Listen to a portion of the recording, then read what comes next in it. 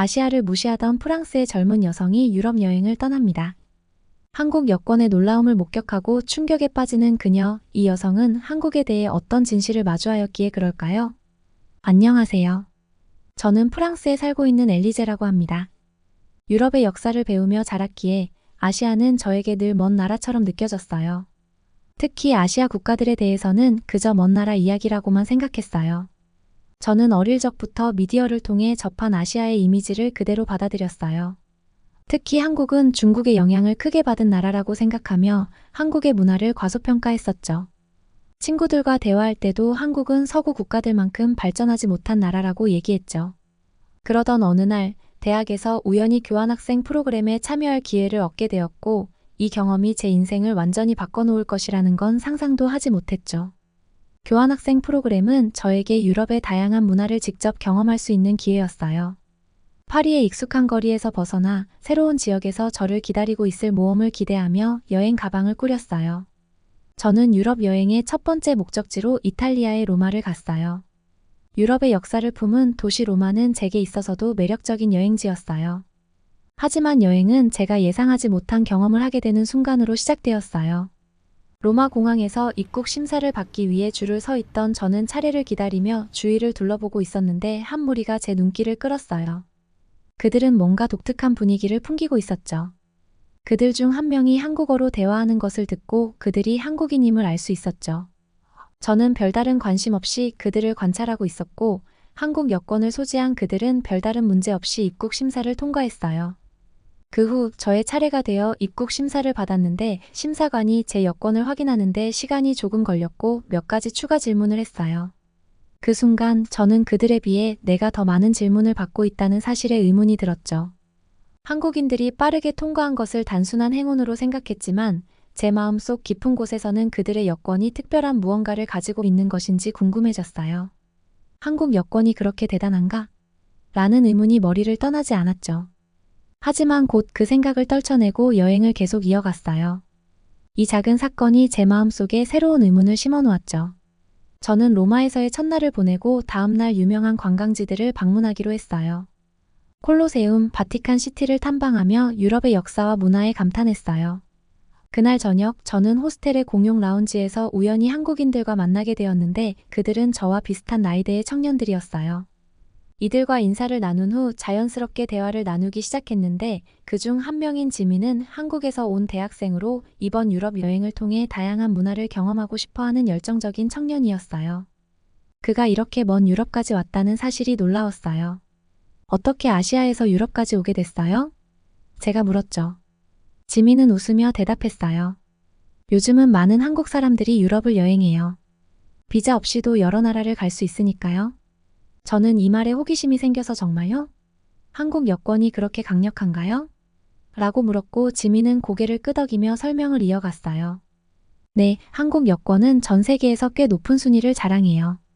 그래서 많은 나라에서 비자 없이 여행할 수 있어요. 특히 유럽에서는 거의 모든 나라를 쉽게 여행할 수 있죠.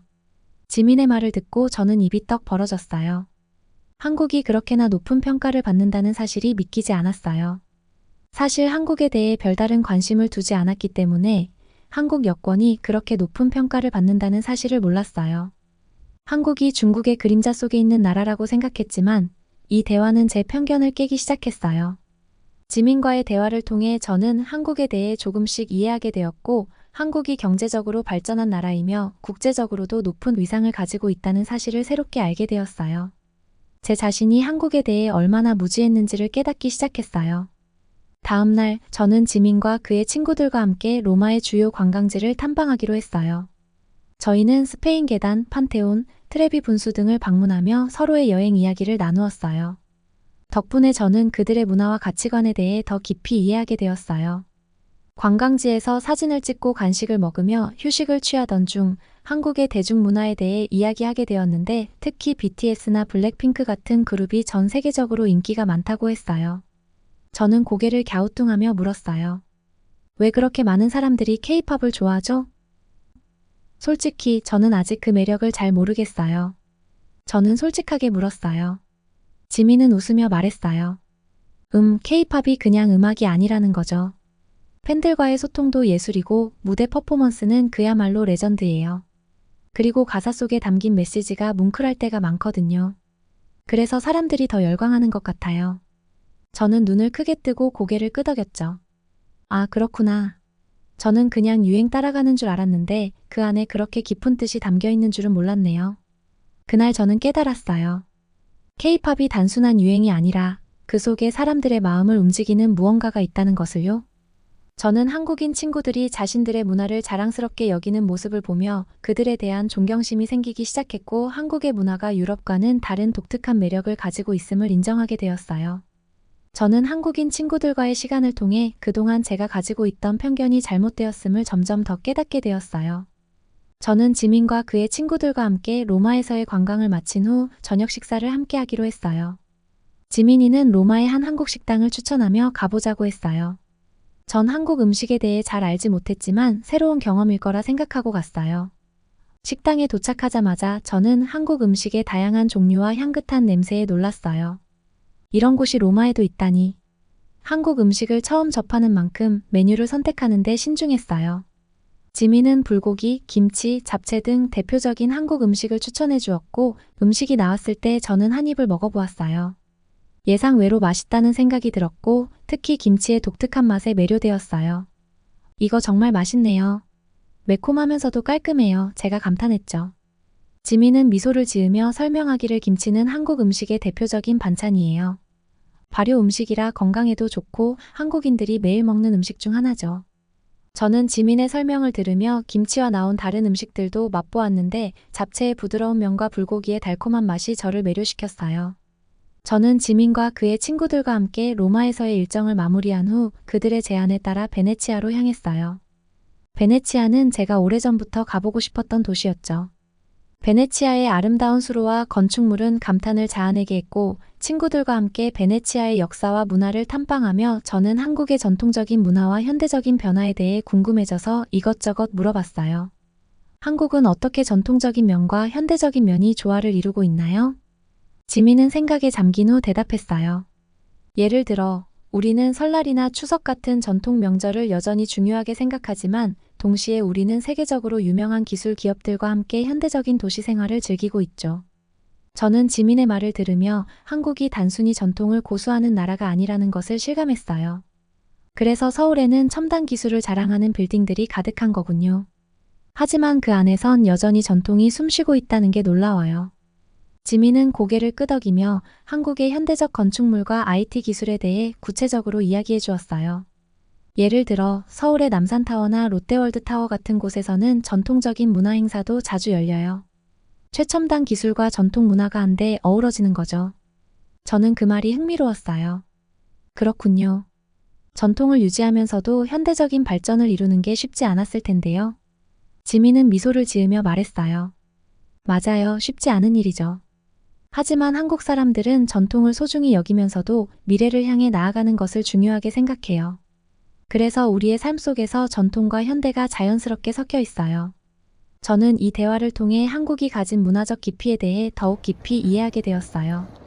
한국이 전통과 현대를 조화롭게 유지하고 있다는 점에서 말이죠. 지민과 그의 친구들은 저에게 한국의 최신 기술, K-팝, 한국 드라마 등에 대해 이야기해 주었고 이야기를 들으며 한국의 현대 문화가 세계적으로 얼마나 큰 영향을 미치고 있는지 깨달았어요. 저는 이제 한국에 대한 완전히 새로운 시각을 가지게 되었어요. 한국이 그저 전통에 머무르는 나라가 아니라 현대적인 변화와 발전을 이루고 있는 역동적인 나라라는 것을 알게 되었죠. 베네치아에서의 일정을 마치고 저와 한국인 친구들은 파리로 이동했어요. 파리는 마지막 유럽 여행 목적지였고 이곳에서 저는 한국의 전통 문화를 직접 체험했는데요. 지민은 파리의 한국문화원에서 열리는 전통문화 체험 프로그램에 저를 초대했어요. 한복 입기, 전통 음식 만들기, 그리고 한국의 전통 예술인 서예와 사물놀이를 체험할 수 있었어요. 프로그램이 시작되자 저는 먼저 한복을 입었는데 화려한 색상과 섬세한 디자인의 아름다움에 감탄했어요. 한복의 부드러운 비단이 피부에 닿는 느낌은 정말 색다르게 다가왔죠. 옷을 입고 나니 저도 마치 과거의 한국 여성처럼 느껴졌어요. 한복 체험 후 저희는 한국의 전통 음식을 만들어보는 시간이 있었어요. 김치와 불고기를 만드는 법을 배웠는데 제가 만든 김치를 맛보기도 했죠. 김치에 발효된 맛이 입안 가득 퍼지며 처음 맛보는 독특한 매콤함과 신선함에 놀랐어요. 이 맛이 정말 한국적인 것 같아요. 제가 말했죠. 이어진 프로그램에서는 서예와 사물놀이 체험이 있었어요. 서예 붓을 들고 먹을 갈면서 정신이 맑아지는 느낌이 들었어요. 제 이름을 한글로 써보니 손끝에서 전해지는 집중력이 정말 좋았죠. 사물놀이 체험을 할 때는 한국 전통 음악의 리듬과 에너지를 직접 경험할 수 있었어요. 북의 울림이 제 심장을 두드리는 듯한 강렬한 느낌이었어요. 이 전통 예술의 힘을 온몸으로 느낄 수 있었죠. 이날의 체험을 통해 저는 한국 전통 문화에 대한 깊은 인상을 받았어요. 저는 그동안 제가 가지고 있던 한국에 대한 편견이 얼마나 무지했는지를 깨달았어요.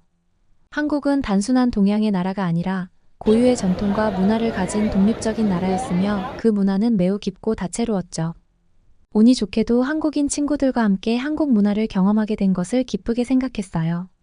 이번 체험을 통해 한국에 대한 긍정적인 인식을 확고히 하게 되었어요. 한국의 문화와 사람들을 존경하게 되었으며 앞으로도 한국에 대해 더 많이 배우고 경험하고 싶다는 생각을 가지게 되었어요. 파리에서의 마지막 일정을 소화하며 저와 한국인 친구들은 유럽 여행의 마지막 목적지로 네덜란드의 암스테르담을 선택했어요. 저희는 암스테르담의 유명한 운하와 박물관을 탐방하며 여행을 마무리하고자 했어요. 여행의 마지막 날, 저희는 암스테르담 스키폴 공항에서 출국을 준비했어요.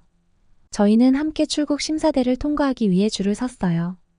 이때 저는 한국인 친구들과 함께 입국 심사를 받으며 다시 한번 한국 여권의 국제적 위상을 체감하게 되었어요. 지민과 그의 친구들은 한국 여권을 보여주자마자 심사관이 미소를 띠며 신속히 심사를 마쳤죠. 심사관이 아주 가볍게 Have a nice day 라고 인사하며 그들을 통과시키는 모습을 보니 저도 모르게 놀랐어요. 제 차례가 되어 벨기에 여권을 제시했지만 심사관은 몇 가지 추가 질문을 하며 시간을 지체시켰어요. 심사관은 여행 목적과 체류 기간, 여행 경로에 대해 상세히 물어보았고 저는 이 과정에서 다소 긴장감을 느꼈어요. 심사관의 날카로운 시선에 순간 머릿속이 하얘졌죠. 심사관의 눈빛이 어딘가 찌르듯이 느껴졌어요. 결국 저는 무사히 통과했지만 한국인 친구들이 받았던 간단한 절차와 비교했을 때 저는 그 차이를 분명히 느낄 수 있었어요. 암스테르담에서의 마지막 날, 저와 한국인 친구들은 함께 한 마지막 저녁을 보냈어요. 여행 중 겪은 다양한 경험들을 이야기하며 서로에게 감사의 인사를 전했어요. 저는 이번 여행이 제 인생에 큰 변화를 가져왔다고 고백하면서 눈물이 핑 돌았어요. 친구들도 마찬가지였죠. 친구들은 제가 한국에 오면 한국을 제대로 대접해주겠다며 다음을 기약하자고 했어요. 저의 한국에 대한 편견을 깨고 새로운 시각을 얻게 된 경험이 얼마나 소중했는지 전달했어요. 저는 이번 여행이 단순히 유럽을 탐방하는 것이 아니라 문화적 다양성을 이해하고 새로운 시각을 얻는 계기가 되었음을 깨달았어요. 저는 한국의 문화와 역사, 그리고 현대적인 발전에 대해 더 많이 알고 싶어졌어요. 저희는 서로의 연락처를 교환하고 미래에 다시 만나기를 기약하며 아쉬운 작별을 고했어요. 저는 공항으로 향하는 길에 이번 여행에서 얻은 모든 것들을 곱씹어 보았어요. 한국인 친구들과의 우정을 소중히 여기게 되었고 그들을 통해 얻은 모든 경험이 제 인생을 풍부하게 만들었다고 느꼈어요.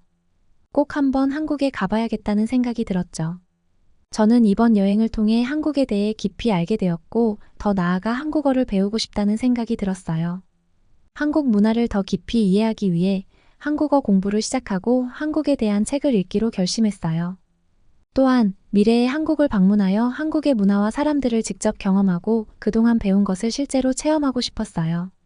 저는 이번 여행을 통해 얻은 새로운 인식과 깨달음을 소중히 여기며 앞으로도 다양한 문화와 사람들을 이해하고 존중하는 삶을 살기로 결심했어요. 한국이 단순히 아시아의 한 나라가 아니라 세계적으로 중요한 위치를 차지하는 나라라는 것을 깨달았고 한국에 대한 긍정적인 인식을 가지게 되었어요. 저는 유럽으로 돌아온 후 일상으로 복귀하면서도 여행 중 경험했던 일들을 떠올렸어요. 이번 여행이 자신의 인생에 큰 변화를 가져왔음을 느끼며 그동안의 편견을 버리고 새로운 시각을 가지게 된 자신을 자랑스럽게 생각했어요. 특히 한국에 대한 깊은 관심과 존경이 제 삶에 새로운 활력을 불어넣었어요. 저는 한국어를 배우기로 결심하고 지역의 한국어 학원에 등록했어요. 첫 수업날 낯선 글자와 발음을 배우는 것이 얼마나 어려운 일인지 실감했죠. 하지만 한글을 배울 때마다 한국 문화에 더 가까워진다는 생각에 기쁘기도 했어요. 한국어를 배우면서 한국 문화에 대한 이해가 깊어짐을 느꼈어요. 한국의 드라마와 음악 그리고 책을 통해 한국의 역사와 사회를 더 많이 알게 되었어요. 또한 한국어를 통해 지민과 그의 친구들과 계속 연락을 유지하며 우정을 이어갔어요. 한국에 대한 관심이 커짐에 따라 한국에서 유학을 하거나 일할 수 있는 기회를 찾기 시작했어요. 한국의 교육 시스템과 문화에 대해 더 많이 배우고 싶었고, 한국에서 직접 살아보는 경험을 통해 저의 시야를 넓히고 싶었어요. 유학 프로그램을 찾아보기도 하고요. 또한 한국에서 만난 친구들과 함께한 경험을 바탕으로 다양한 문화에 대한 이해와 존중의 중요성을 알리는 활동을 하고 싶다는 생각을 하게 되었어요. 국제 학생 교류 프로그램에 참여하거나 문화교류 행사를 기획하는 일을 통해 다른 사람들에게도 문화적 다양성에 대해 알려주고 싶어요. 저는 이번 유럽 여행을 통해 얻은 경험과 깨달음을 바탕으로 제 삶을 더욱 풍요롭게 만들고자 했어요. 한국에 대한 깊은 관심을 계기로 다른 문화에 대한 열린 마음과 존중의 자세를 가지게 되었어요. 앞으로도 다양한 문화를 탐구하고 그 속에서 새로운 가치를 발견하며 살아가기로 다짐했어요. 한국에서의 새로운 시작을 꿈꾸며 제 인생의 새로운 장을 열 준비가 되었어요. 이제 한국은 단순한 여행지가 아니라 제 인생의 중요한 일부가 되었죠. 한국에서의 경험들이 제 미래에 어떤 변화를 가져올지 정말 기대되어요. 이렇게 한국에 대한 편견을 깨고 새로운 시각을 얻게 된 소피아의 이야기 어땠나요? 이제 한국은 그녀에게 단순한 여행지가 아닌 마음속 깊이 자리 잡은 특별한 나라가 되었습니다. 한국과의 인연은 여기서 끝이 아니라 이제 시작일 뿐이죠. 앞으로 그녀가 어떤 여정을 이어갈지 함께 응원해주세요. 오늘도 시청해주셔서 감사합니다. 구독과 좋아요 잊지 마세요.